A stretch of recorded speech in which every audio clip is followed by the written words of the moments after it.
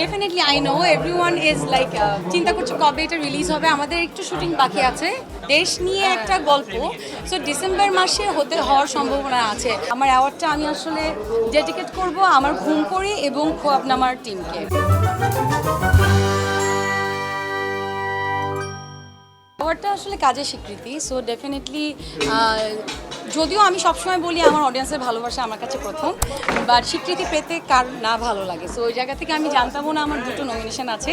So আমি যখন খোয়াবনামার জন্য পাই আমাকে বলা হয় যে না আমার জন্য একটা সারপ্রাইজ আছে, অ্যান্ড দ্যাট ইজ ফর ঘুম পড়ি। সো দুটোই আমার এত পছন্দের কাজ, মানে আমি তো লাস্ট অনেক মাস ধরে আসলে কাজ একটু অফ রেখেছি। তো তার আগে লাস্ট যে দুটো কাজ আমি করেছিলাম, লাস্ট যে কটি কাজ করেছিলাম এর মধ্যে আসলে ঘুম পড়ি অ্যান্ড খোয়াবনামা।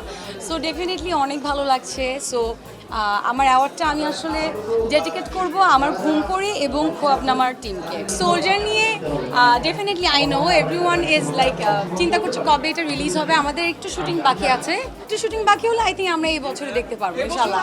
আমি এখনো বলতে পারছি না, বাট যতটুকু আমি শুনেছি যে এটা যেহেতু একটা দেশ মানে দেশ নিয়ে একটা গল্প, সো ডিসেম্বর মাসে হওয়ার সম্ভাবনা আছে। So hope for the best. Thank you. আমার একটু কাজ আছে। Thank you.